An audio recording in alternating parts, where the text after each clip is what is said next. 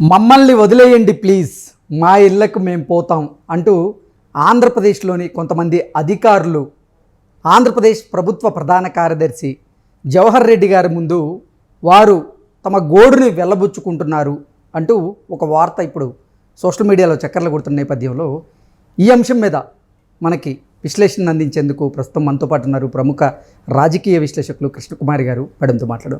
Madam నమస్తే. Madam నమస్తే.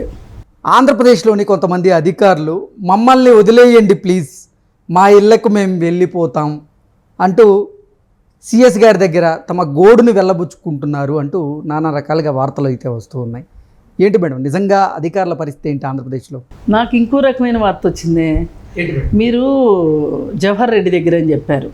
నా దగ్గర నాకు వచ్చిన వార్త సజ్జలని వచ్చింది. ఓకే, అంటే సజ్జల గారిని ముద్దుగా సకల శాఖ మంత్రి అని అంటారు కదా, అందుకని కావచ్చు. ఓకే, కన్విన్స్ అయ్యా నేను.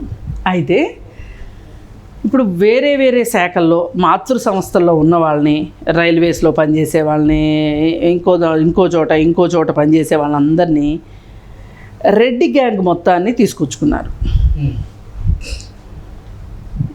వాసుదేవరెడ్డి ఆయన రైల్వేస్ అవును, ఆయన తీసుకొచ్చి బ్యావరేజెస్కి వేసుకున్నారు. ఇంకొక ఆయన సత్యనారాయణ అని ఆయన తీసుకొచ్చుకున్నారు. ఆయన ఆర్థిక శాఖ. ఓకే, ఆయన రెడ్డి కాదు కానీ పాపం కలిసిపోయాడు.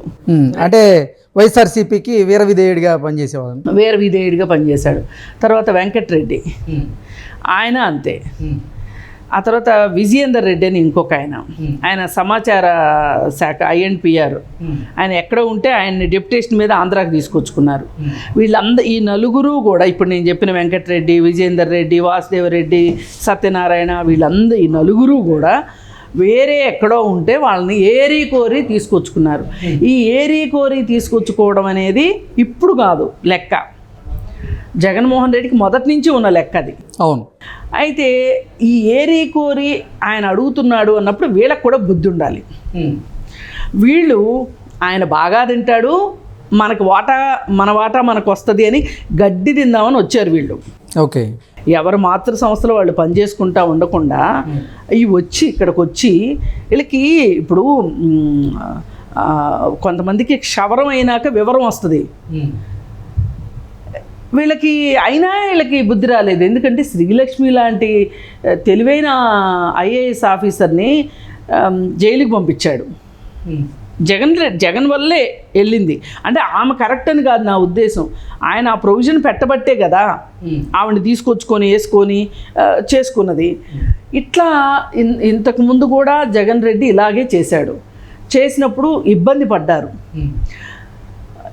పడ్డప్పుడు IAS సర్కిల్లో ఇప్పుడు మనలాంటి వాళ్ళమే ఇంత మాట్లాడుకుంటున్నప్పుడు IAS సర్కిల్లో తెలియకుండా ఉంటుందా? IPS సర్కిల్లో సునీల్ కుమార్ ఏమయ్యాడు చెప్పండి? ఎక్కడున్నాడు ఇప్పుడు సునీల్ కుమార్ని వాడగలిగినంత వాడక మామూలుగా లేనట్టు ఇవాళ ఒక రకంగా త్రిపులారు రామకృష్ణంరాజు ఉన్నారు కదా, రఘురామకృష్ణంరాజుని ఆ రోజు సునీల్ కుమార్ పెట్టిన ఇబ్బంది, అచ్చెన్నాయుడిని పెట్టిన ఇబ్బంది, అలాగే ఇంకెవరో ఒకరిద్దరు ఉన్నారు వాళ్ళని పెట్టిన ఇబ్బందులు మామూలు ఇబ్బందులా? ఎందుకు అంత మీరెందుకు రాజ్యాంగేతర శక్తుల్లాగానో లేకపోతే ఏంటో మీకు మాత్రమే అధికారం తెలిసినట్లు, మీరు చేసేదే కరెక్ట్ అయినట్లు మీరు ఎందుకు చేస్తున్నారు ఇట్లా? అసలు ఒక రూల్ బుక్ అనేది ఒకటి ఉంటుంది కదా, రూల్ బుక్ ప్రకారం వెళ్ళొచ్చు కదా. పోనీ రూల్ ప్రకారం అందరినీ శిక్షిస్తున్నారా మీరు? లేదు. కొందరినీ ఎందుకు ఇంత శిక్షిస్తున్నారు? మరి ఇలాంటి చెడ్డ పనులు చేస్తున్న అధికార పార్టీకి సంబంధించి చేసేవాళ్ళు కూడా ఉన్నారు కదా, వాళ్ళ గురించి ఏంటి మాట్లాడరేంటి? మరి మీరు ఎందుకు చేస్తున్నట్టు అసలు ఇవన్నీ చేసేది ఎందుకు అంటే తలాపాపం తెలా బిల్కిడు తిందామనే వస్తున్నారు మీరు కూడా. మీకు రేపొద్దున ఏ శిక్ష పడినా అనుభవిద్దురు కానీ రెడీగా ఉండండి. ఇంకా మళ్ళీ జగన్మోహన్ రెడ్డి వస్తాడు అని కౌన్సిలింగ్ ఇస్తున్నారు వీళ్ళకి. దురదృష్టం అండి. ఒక IAS అవ్వాలి, ఒక IPS అవ్వాలి అంటే ఎంత చదువుకోవాలి, ఎన్ని సంవత్సరాల కఠోర శ్రమ. వాళ్ళ జీవితాలను పణం పెట్టుకుంటూ, నాకు తెలిసి కొంతమంది పాపం ఐఏఎస్ అవ్వాలి అని చెప్పి కష్టపడి చదివి ఐఏఎస్ అవ్వలేక మానసిక సంఘర్షణకు లోనయ్యి వాళ్ళు ఇంకేదో ప్రొఫెషన్స్లోకి వెళ్ళి కూడా వాళ్ళకి ఇప్పటికీ మా జీవితం ఇలా అయిపోయింది అని నైట్ మేర్స్ వచ్చే వాళ్ళని చాలామంది తెలుసు నాకు. అంటే ఎన్నో లక్షల మంది రాస్తే అందులో వడపోసి ఐఏఎస్ ఆఫీసర్ అవ్వడం అంటే మామూలు విషయం కాదు. అలాంటి ఐఏఎస్లు 5 సంవత్సరాలకు ఒకసారి మారే ఈ రాజకీయ నాయకులు చెప్పిన మాట ఎలా వింటారు? అది నాకు అర్థం కావట్లేదు. అంటే వీళ్ళకి వాళ్ళ తెలివితేటల మీద కానీ, వాళ్ళ వృత్తి మీద కానీ, వాళ్ళకి సమాజంలో లభించే గుర్తింపు గౌరవం మీద కానీ ఏమాత్రం కాతరలేదు. లేదు కాబట్టే డబ్బుల కోసం ఇలా డబ్బులకి గడ్డి తినేలాగా తయారవుతున్నారు. అంటే మనం ఏం ఆశ్చర్యపోవక్కర్లా. అంతెందుకు చేస్తున్నారు వీళ్ళు అంటే, వీళ్ళు ఈ వాళ్ళ ఉద్యోగాల్లో వాళ్ళకు వచ్చే డబ్బులు ప్లస్ వాళ్ళకి అధికారం ద్వారా ఐఏఎస్ అనే ఆ ముద్ర ద్వారా వచ్చే గౌరవాన్ని వాళ్ళు ఖాతరు చేయట్లా. వాళ్ళు ఏం కోరుకుంటున్నారు? అసలు మనం పెట్టే ఫైల్స్ మీద సంతకాల వల్ల కోట్లు టర్నోవర్లు జరిగిపోతున్నాయి, మనకు వచ్చేది మటుకు 2 లక్షల జీతం అని అనుకుంటున్నారు వాళ్ళు. అందుకే వీళ్ళు ఈ ప్రభుత్వాలు నడుస్తున్నాయన్నా, ఈ బడ్జెట్లు ఇలా ఉన్నాయి అన్నా, ఇదంతా ఇంత యంత్రాంగం నడుస్తుంది, ఇన్ని లక్షల మందికి మనం జీతాలు ఇస్తున్నాం మన ఒక్క సంతకం మూలాన, కాబట్టి నేను చాలా గొప్పవాడిని అనుకుంటున్నారు వాళ్ళు. వాళ్ళ తెలివితేటల వల్ల వాళ్ళు గొప్పవాళ్ళు, వాళ్ళ కష్టపడిన దానివల్ల వాళ్ళు గొప్పవాళ్ళు, ఆ ఉద్యోగం సాధించిన పట్టుదల వల్ల వాళ్ళు గొప్పవాళ్ళు తప్పితే మీ వల్లే ఇదంతా జరుగుతుంది అనే భ్రమలో నుంచి వీళ్ళు బయటపడాలి. మీరు కాకపోతే ఇంకొకళ్ళు ఉంటారు అక్కడ, ఇంకో ఐఏఎస్ ఆఫీసర్ ఉంటాడు, పనులు ఆగిపోతాయా? లేదు, జరుగుతూ ఉంటాయి కదా. మరి ఈ ఒక్క వీక్నెస్ వల్ల ఆంధ్ర రాష్ట్రం ఇవాళ ఇప్పుడు బేవరేజెస్కి సంబంధించి జగన్మోహన్ రెడ్డి కొత్త మద్యం పాలసీ తెచ్చుకుందాం అనుకున్నాడు. ఈ కొత్త మద్యం పాలసీని ఓకే చేయడానికి ఒక ఐఏఎస్ ఆఫీసర్ కావాలి. రైల్వేస్లో ఉన్నాడు. మరి రెడ్డి ప్రకారంగా ఆయన గురించి ఆయనకి ఏదో తెలుసు, తెచ్చుకున్నాడు.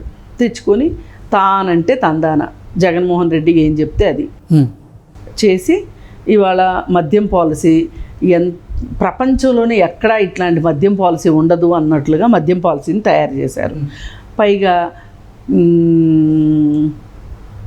క్యాష్ అండ్ క్యారీ, ఫోన్పేలు గూగుల్ పేలు లేవు. ఇలా బ్లాక్ మనీ ఇవి వచ్చిందంతా గవర్నమెంట్లో జమ అవుతుందని గ్యారంటీ ఏంటి? ఇప్పుడు సరుకు వచ్చింది, ఈ సరుకుకు తగ్గట్లు డబ్బులు జమ అయినాయా లేదా, ఇవన్నీ ఒక స్ట్రిక్ట్ ఆఫీసర్ ఉంటే చూసుకుంటాడు, లేదంటే లేదు. అందుకే వాస్తవరెడ్డిని తీసుకొచ్చి పెట్టుకున్నారు. ఇప్పుడు సత్యనారాయణ అనే అతను ఆర్థిక కార్యదర్శి, ఆయన ఎక్కడి నుంచో తీసుకొచ్చుకున్నారు.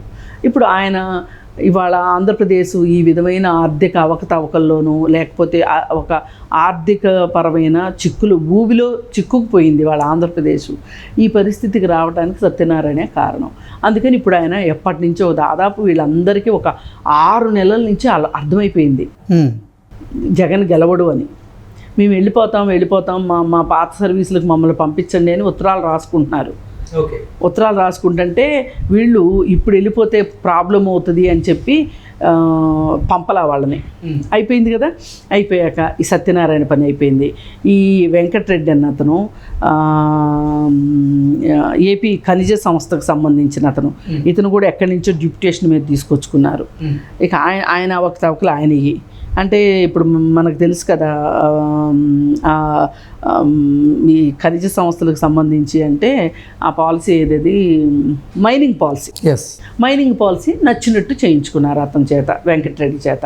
ఆ తర్వాత విజేందర్ రెడ్డి ఉన్నాడు, ఆయన కూడా కేంద్ర సమాచార శాఖ దానికి సంబంధించి ఆయన ఎక్కడో పోస్ట్ అయితే ఆయన కూడా రెడ్డి అనే పేరుతోటి తీసుకొచ్చుకుని వేసుకున్నారు.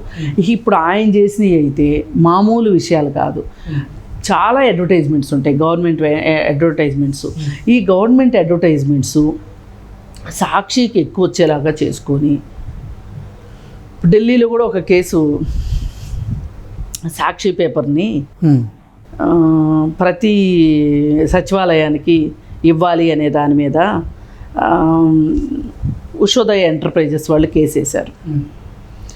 దానిలో ఈయనకు కూడా భాగస్వామ్యం ఉంది. అలాగే వేరే ఇంకెవరికైనా అడ్వర్టైజ్మెంట్లు ఇవ్వాలి అంటే కనుక వాళ్ళ దగ్గర నుంచి డబ్బులు తీసుకున్నట్లు, కమిషన్లు తీసుకున్నట్టు చాలా కేసులు ఉన్నాయి. ఇంకొకటి ప్రధానమైంది ఏంటి అంటే ఆంధ్రప్రదేశ్లో చిన్న చిన్న కాంట్రాక్టర్లు వాళ్ళకి బిల్లులు ఇవ్వకపోతే అదే వైసీపీకి సంబంధించిన వాళ్ళు, రెడ్డి సామాజిక వర్గంకి సంబంధించిన వాళ్ళకైతే మట్టుకు బిల్లులు బాగానే పాస్ చేశారు.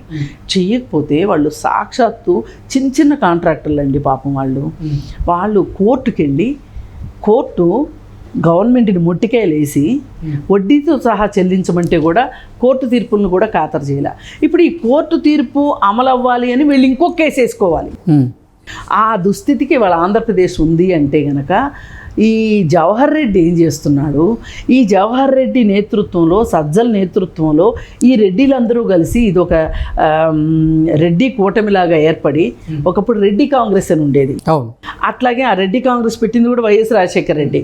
ఈ రెడ్డి కాంగ్రెస్ లాగా రెడ్డి కూటమి ఒకటి పెట్టి వీళ్ళందరూ కలిసి చేసిన ఈ అవకతవక పనులు ఏవైతే ఉన్నాయో ఇవన్నీ ఎక్కడ బయటపడతాయో, ప్రభుత్వం మారితే మన పరిస్థితి ఏంటి అని ఎవరికి వాళ్ళు రెక్కలు వచ్చిన అవసరమైతే అదనపు రెక్కలు పుట్టించుకునైనా ఎగిరిపోదామని చూస్తున్నారు.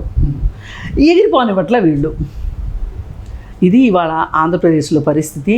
అందుకే నేను మొదట్లో కూడా ఐఏఎస్ ఆఫీసర్ల యొక్క వాళ్ళు ఎలా ఉంటే బాగుంటుంది, ఎలా ఉండాలి అని చెప్పి మాట్లాడిన దానికి కారణం ఏంటి అంటే ఈ ప్రభుత్వాలు వస్తాయి పోతాయండి, ఎమ్మెల్యేలు వస్తారు పోతారు, వాళ్ళ కాలం 5 ఏళ్ళే. ఇది ప్రభుత్వాలు పడకపోతే పడితే మళ్ళీ 5 ఏళ్ళు కూడా ఉండరు. అలాంటిది మీరు 34 ఏళ్ల సర్వీస్ని మీరు ఎందుకు పణంగా పెడతారు అనేదే మన బాధ అంతా. మన హంబుల్ అది ఒక విన్నపం ఏంటంటే వాళ్ళకి సమాజంలో ఈ రోజుకి ఐఏఎస్లుగా ఉండొద్దు అని సమాజం కూడా కోరుకుంటుంది. మీ దగ్గర నుంచి చాలా మంచి పాలన కోరుకుంటున్నాయి ప్రజలు. దాన్ని వాళ్ళ ఆశలు నెరవేర్చాలని కోరుకుంటున్నాం. Okay madam, thank you so much.